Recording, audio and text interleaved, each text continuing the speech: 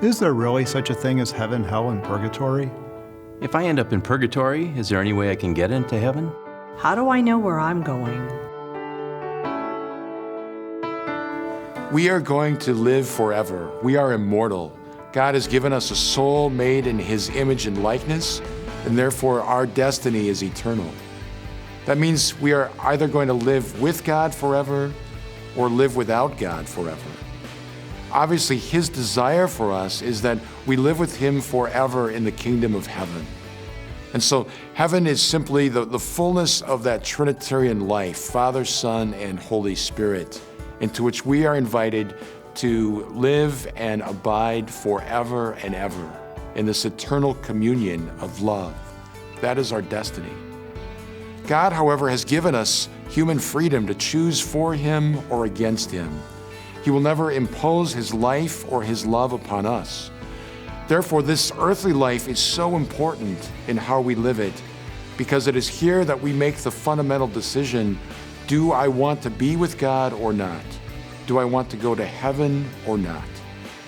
The Church has always held out the possibility that some people freely and fully reject God and therefore already create their own hell on earth that carries over into eternity. Church has never judged that anyone is in hell, but has always held out the possibility. Temptation today is to say that everyone is saved, regardless of how they've lived. And yet when someone asks that question of Jesus in Luke's gospel, He says, "How rough the road, how narrow the gate that leads to life, and how few there are who find it." There's an urgency in that message for us to embrace holiness now. That if we want to be with God forever, how we live this life matters.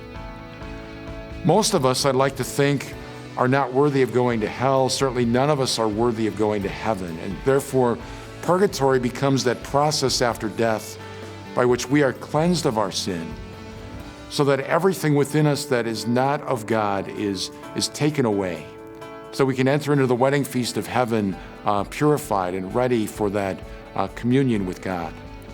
We believe that we can pray for the dead, that in the communion of saints, our prayers for the dead help them in that process of purification. Heaven, hell, purgatory, judgment, that we will stand before God at the end of our life and give an accounting of how we have lived. Have we lived in relationship with Him, or have we lived as if He doesn't even exist?